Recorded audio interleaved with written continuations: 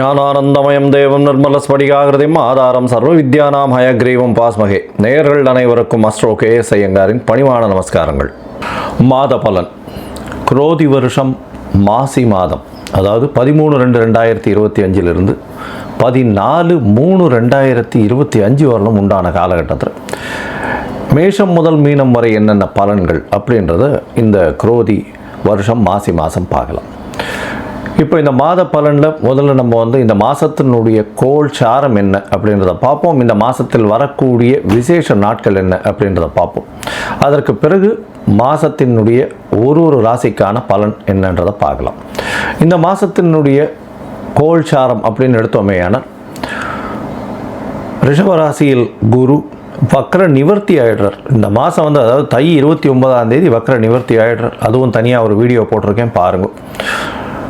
29ஆம் தேதி தை மாதம் வக்ர நிவர்த்தி ஆனதுனால குரு 2ஆம் இடத்துல இருக்கார், அதாவது ரிஷபத்தில். மிதுனத்தில் செவ்வாய் வக்ரம், கன்னியில் கேது, கும்பத்தில் சனி, சூரியன் மற்றும் புதன், மீனத்தில் சுக்கிரனும் ராகுவும். இந்த மாதத்தில் பார்த்தாலேயானால் மாற்றங்கள் என்னென்ன வருது அப்படின்னு பார்க்கும்பொழுது, செவ்வாய் வக்ர நிவர்த்தி அடைகிறார். எப்போ அப்படின்னா இந்த மாதம் பிறந்து ஒரு 10 நாள்லேயே, அதாவது 21/2/2025 அன்றைக்கே செவ்வாய் வக்ர நிவர்த்தி. ஆனால் மிதுனத்தில் இருக்கார். இதை தவிர பார்த்தாலேயானால் புதன் இந்த மாதம் கும்பத்திலிருந்து மீனத்துக்கு போகிறார். அது 26/2/2025 அன்னைக்கு. அதற்கு பிறகு பார்த்தாலேயானால் 4/3/2025 அன்னைக்கு சுக்கிரன் வக்ரகதி அடைகிறார் மீனத்திலேயே. புதன் 9ஆம் தேதி அன்னைக்கு 9/3/2025 அன்னைக்கு வக்ரகதி அடைகிறார், அதுவும் மீனத்தில். இப்போது இந்த மாதத்தினுடைய கோள்சாரம் இது. பொதுவாகவே நம்ம மாத கிரகங்கள்னு சொல்லக்கூடியது சூரியன், செவ்வாய், புதன் மற்றும் சுக்கிரன், இந்த 4 கிரகங்களுடைய மாற்றத்தை வச்சு பேசுவோம். அதுவும் நம்ம சௌரமான மாதங்கள் அப்படின்ற ஒரு பட்சத்தை எடுத்து நம்ம பண்ணுறோம். இது சூரியன் ஒரு ராசியிலிருந்து அடுத்த ராசிக்கு செல்லும் பொழுது அதனுடைய மாற்றங்களை வைத்தே அதனுடைய அந்த சூரியனுடைய மாற்றத்தை வச்சே அந்த மாதத்தினுடைய பெயர், அதாவது கும்ப மாதம் அப்படின்னு பேர் வைக்கிறதுக்கு காரணமே மாசி மாதத்துக்கு கும்பத்தில் சூரியன் போகிறதுனால தான். அதனால் மிச்சவாழ்லாம் பார்த்தோம்னா இது நம்ம தமிழ்நாட்டில், குஜராத்து இந்த மாதிரியான இடத்துலலாம் கடைபிடிக்கப்படுறது. மிச்சதெல்லாம் சந்திரமான மாதங்கள்ன்றதை வச்சு பண்ணுறான். சந்திரமான மாதங்கள்னு சொல்லும் பொழுது பார்த்தாலேயானால் அமாவாசைக்கு அடுத்த நாளோ பௌர்ணமிக்கு அடுத்த நாளோ உண்டான நாட்களை மாதத்தின் முதல் நாளாக கொண்டு அவர்கள் சந்திரமான மாதம் அப்படின்ற விஷயத்தை செய்கிறார். சரி, இந்த மாதத்தில் வரக்கூடிய விசேஷ நாட்கள் அப்படின்னு பார்த்தாலேயானால், அதாவது 25/2/2025 அன்றைக்கி பார்த்தோம்னா காஞ்சி விஜயேந்திர சரஸ்வதி ஜெயந்தி நடக்கிறது. காஞ்சியில் விஜயேந்திர சரஸ்வதி சுவாமிகள் அவருடைய ஜெயந்தி. 26ஆம் தேதி அன்னைக்கு 26/2/2025 அன்னைக்கு மகா சிவராத்திரி, அதாவது பிரதோஷ காலம். மகா சிவராத்திரி மிகப்பெரிய ஏற்றம். ஏன்னா பிரதோஷ காலத்தில் சேவிக்கிறது அப்படின்றது ரொம்ப விசேஷம். அதாவது 13ஆம் நாள் அமாவாசைக்கும் பௌர்ணமிக்கும் 13ஆம் நாள் பிரதோஷ காலம்னு சொல்கிறது. இப்போ வரக்கூடியது 26/2 அன்னைக்கு வரக்கூடியது உங்களுக்கு வளர்பிறை பௌர்ணமி அப்படின்றதுனால கண்டிப்பாக ஒரு நல்ல ஏற்றம் இருக்கும். அதை தவிர பார்த்தாலேனால் அன்றைக்கி மகா சிவராத்திரி அப்படின்றதுனால அந்த சிவராத்திரிக்கு அப்புறமா உங்களுக்கு பனிப்பொழிவு கூட இருக்காது. வெறும் வெளிச்சம், வெயில் தான் அதிகமாக இருக்கும். லாங் டேஸ் தான் இருக்கக்கூடிய வாய்ப்புகள் உண்டு. சூரியனுடைய ஆளுமை ரொம்பவும் அதிகமாக இருக்கக்கூடிய வாய்ப்புகள் மிகவும் அதிகம். அதனால் வெயில் அதிகமாக இருக்கக்கூடிய வாய்ப்பு நிச்சயமாக இருக்கும். இந்த மாதத்தில் பார்த்தோம்னா 28/2/2025 அன்றைக்கி மாசி அமாவாசை. அது ஒரு பெரிய விசேஷம். மாசி அமாவாசைன்றது அமாவாசைன்றது சூரியனும் சந்திரனும் சேர்ந்து இருக்கக்கூடிய ஒரே பாகையில் இருக்கக்கூடிய விஷயம். இந்த காலகட்டத்தில் சூரியனும் சந்திரனும் சேர்ந்து இருக்கும் பொழுது என்னென்ன யோகங்கள் வரும் அப்படின்றது தனியாக வீடியோ போட்டிருக்கோம், அதில் போய் பாருங்கள். இன்ஃபேக்ட் அது நல்ல ஒரு விஷயங்கள். சூரியனும் சந்திரனும், அதாவது யாராவது ஒருத்தர் உச்சமோ ஆட்சியோ இருந்தால்னா நல்ல ஒரு ஏற்றம் கிடைக்கும். இல்லைன்னா சுபர்கள் வீட்டில் இருந்தால்னா நல்ல ஒரு ஏற்றம் கிடைக்கும். இந்த மாசி அமாவாசை நல்ல ஒரு ஏற்றம் கிடைக்கக்கூடிய நாள். அதற்கு பிறகு பார்த்தோம்னா 12 3/2025 அன்னைக்கு மாசி மகம், அது வந்து பௌர்ணமியை சேர்ந்து வரும். மாசி மகம் ஏன்னா சூரியனுக்கும் சந்திரனுக்கும் கிட்டத்தட்ட 180 டிகிரி, அதாவது சூரியன் கும்பத்திலையும் சந்திரன் வந்து சிம்ம ராசியிலையும் இருக்கக்கூடிய காலகட்டம். பௌர்ணமி வெளிச்சம் வந்து ஒரு பெரிய அட்வான்டேஜ் என்னென்னா, இதில் பிறந்தாள்னா ராஜா போல அவர்களுடைய வாழ்வு அமையும். ராஜாளும் இது அவர்களுக்கு கிட்டும். இதில் என்ன விசேஷம் அப்படின்னா, சூரியனுக்கும் கார்த்தாலேருந்து சாயந்தரம் வரலும் உங்களுக்கு வெளிச்சமாக இருக்கும். சந்திரனும் பௌர்ணமி சந்திரனாக இருக்கிறதுனால இரவு முழுவதும் வெளிச்சமாக இருக்கும். ஸோ ரிலேட்டிவ்லி பார்த்தோம்னா என்டையர் டே அண்ட் நைட் ரெண்டுமே ரொம்ப வெளிச்சத்தில் இருக்கக்கூடிய காலகட்டம். அதனால தான் வெளிச்சம் அதிகமாக இருக்கக்கூடிய காலங்கள், அதுவும் வந்து பௌர்ணமி காலங்கள்னும் பொழுது ரொம்பவும் ஏற்றம் இருக்கக்கூடிய வாய்ப்புகள் உண்டு. இந்த மாசி மகம், அதாவது பௌர்ணமி காலகட்டத்தில் பிறக்கக்கூடிய எல்லா குழந்தைகளுக்கும் பெரிய ஆளுமை இருக்கக்கூடிய வாய்ப்பு உண்டு. இதை பற்றியும் வந்து நிறைய சொல்லியிருக்கோம் இந்த என்னுடைய யூடியூப் சேனலில் நிறைய சொல்லியிருக்கேன். இதற்கு பிறகு பார்த்தேனால் இந்த 14/3/2025 அன்னைக்கு காரடையான் நோன்பு, இது வந்து ரொம்பவும் விசேஷமான காலகட்டம். காரடையான் நோன்பு அப்படின்னு சொல்லக்கூடியது வந்து மாசியும் பங்குனியும் கூடுறது அப்படின்னுவா. அதாவது கார் அப்படின்னா வந்து கருப்பு நிறம், இருண்ட இடம், யமலோகம் இதெல்லாம் குறிக்கக்கூடியது இந்த கார் அப்படின்றது. அடையான் அப்படின்னு, கார் அடையான்றது, அடையான் அடைய மாட்டான் அப்படின்னு சொல்லக்கூடியது. அதாவது பெண்கள் வந்து தன்னுடைய கணவருக்குன்னு, அதாவது திருமணமான பெண்கள் தன்னுடைய கணவருக்குன்னு விரதம் இருந்து செய்யக்கூடிய ஒரு பெரிய விஷயம் இது. இந்த காரடையான் நோன்பு நோற்பது பெரிய விஷயம். இதன் மூலியமாக தன்னுடைய கணவருக்கு ஆயுள் விருத்தி ஏற்படக்கூடிய வாய்ப்பும், அவர்களுக்கு வந்து மாங்கல்ய பலம் அதிகரிக்கக்கூடிய வாய்ப்பும் நிச்சயமாக உண்டு. இதனால தான் கார் அடையான் நோன்பு அப்படின்னு பேர். இந்த சாவித்திரியினுடைய கதையை சொல்வா, சத்யவான் சாவித்திரியினுடைய கதையை சொல்வா. அவர் வந்து சத்யவானுடைய உயிரை மீட்டு கொண்டு வந்தவள் அப்படின்றதுனால அந்த காரடையான் நோன்பு மிகவும் விசேஷமாக சொல்லப்படுகிறது. பங்குனி மாதத்தின் முதல் நாள் அன்னைக்கு பண்ணுறது. அதனால் பங்குனி பிறந்த உடனே அதை பண்ணுவாள். நார்மலி பார்த்தாலேனால் அந்த காரடையான் நோன்பு டைம் வந்து சாயந்தரம் 5:30லேருந்து 6:30 வரும். அந்த டைம் வந்து நான் தனியாக போடுறேன் உங்களுக்கு. இதை தவிர பார்த்தோம்னா நார்த் இந்தியாவிலலாம் ஹோலி பண்டிகைன்றது விசேஷமாக கொண்டாடுவோம். ஹோலி பண்டிகைன்றது வந்து ஒரு அதாவது பெண்கள் வந்து தன்னுடைய தமையன் தம்பி, அதாவது பிரதர்ஸ் எல்லாருக்குமே, தம்பி அண்ணன்களுக்கு வந்து கயிறு கட்டி அவர்களிடம் சேவிச்சுட்டு அவர்கள்கிட்ட வந்து பைசா வாங்கிட்டு அவர்கள்ட்ட ஆசீர்வாதம் வாங்கிக்கிறதும், அவர்களுக்காக வந்து ரொம்ப வேண்டிக்கிறதும், அவர்களுடைய உடல்நிலை நல்லபடியாக இருக்கணும்னு வேண்டிக்கிறதும் அவர்களுக்கு பெரிய மகிழ்ச்சியை கொடுக்கும். ஆண்கள் பெண்களை வந்து தன்னுடைய என்ன சொல்கிறது சகோதரிகளாக பாவிக்கக்கூடிய ஒரு பெரிய ஒரு பண்டிகை. இது வந்து ஹோலி பண்டிகையாக கருதப்படுகிறது. இது வந்து நார்த் இந்தியாவில் ரொம்ப ஃபெமிலியர், மிகவும் அந்த கலர்ஃபுல் ஃபெஸ்டிவலாக இருக்கும், ரொம்ப ஏற்றத்தோடு இருக்கக்கூடிய காலகட்டம். சரி, இந்த மாதம் மேஷம் முதல் மீனம் வரை எப்படி இருக்குது மாசி மாதம் அப்படின்றத பார்ப்போம். அதற்கு முன்னாடி என்னுடைய மொபைல் நம்பர் கீழே ஸ்டாலிங்கில் போயிட்டுருக்கோம். உங்களுக்கு அஸ்ட்ராலஜிக்கல் கன்சல்ட் தேவைப்பட்டதுன்னா நீங்கள் எனக்கு ஃபோன் பண்ணுங்க. உங்களுடைய date, time, place of birth, உங்களுடைய பெயர், தாய் தந்தையர் பெயர் எனக்கு அனுப்புங்க. முதல்ல உங்களுடைய ஜாதகத்தை போட்டுட்டு அதில் வந்து உங்களுடைய நட்சத்திரத்தில் பாத சந்தி இருக்கா, நட்சத்திர சந்தி இருக்கா, அதை தவிர லக்ன சந்தி இருக்கா, லக்ன பாத சந்தி இருக்கா, இதெல்லாம் பார்த்துட்டு, ஏன்னா பொதுவாகவே இந்த சந்தி இருக்கும் பொழுது பார்த்தாலேயானால் அவளுக்கு எந்த ராசின்னே தெரியாது.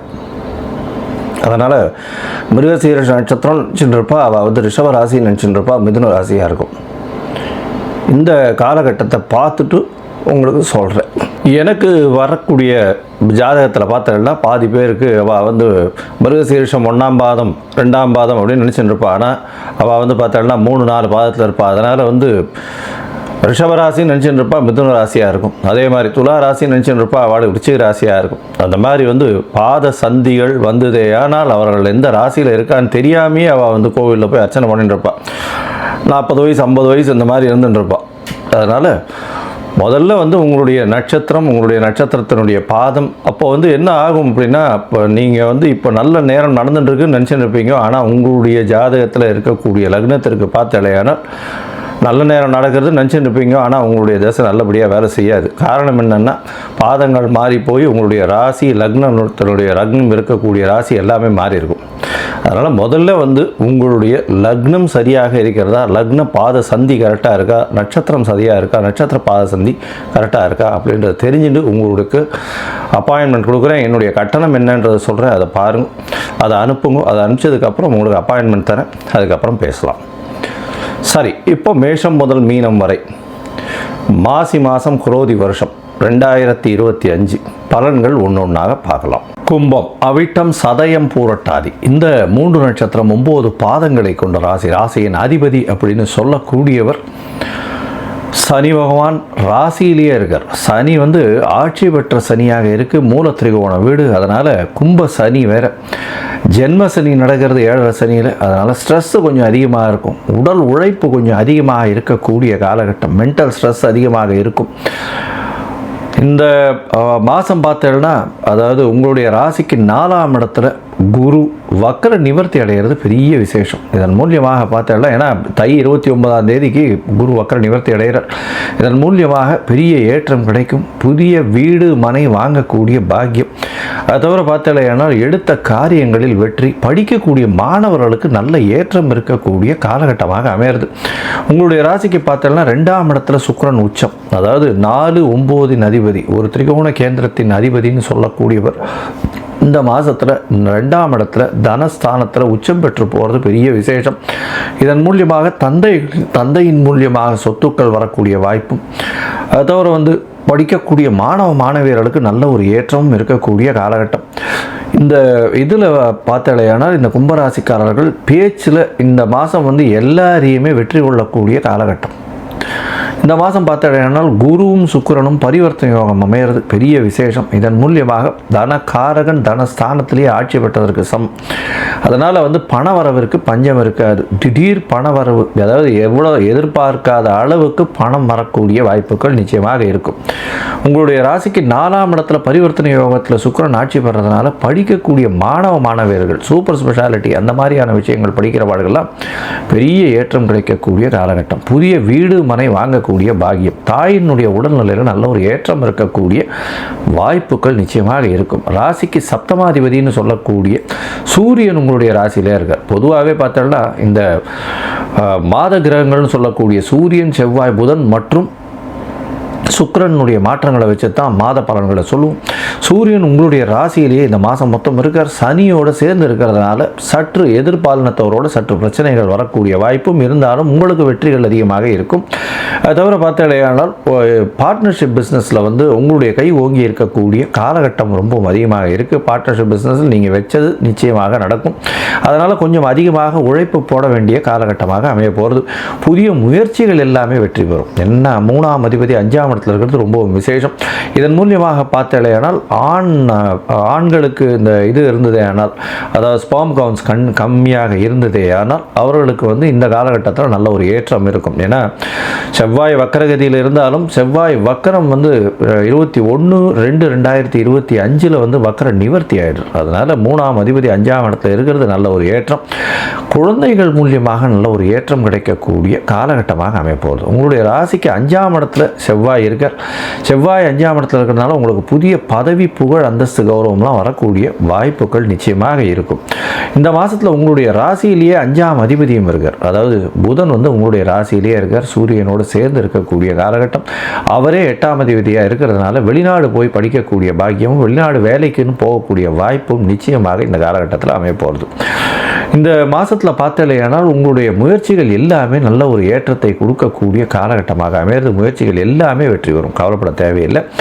அது தவிர போட்டி தேர்வில் வெற்றி பெறக்கூடிய வாய்ப்புகள் நிச்சயமாக இருக்கும்.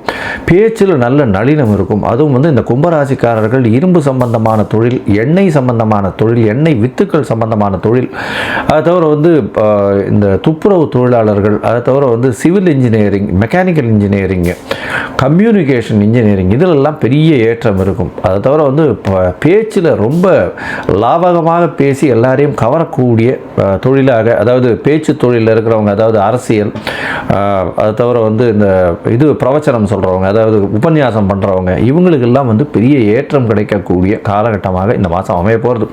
ஏன்னா ராசிக்கு 2ஆம் இடத்துல புதன் போகிறார். புதன் நீச்சப்பட்டு போகிறார். ஒரு என்ன சொல்கிறது, 25 தேதி 25/2 அந்த காலகட்டத்தில் புதனும் 2ஆம் இடத்துக்கு போயிடுறார்.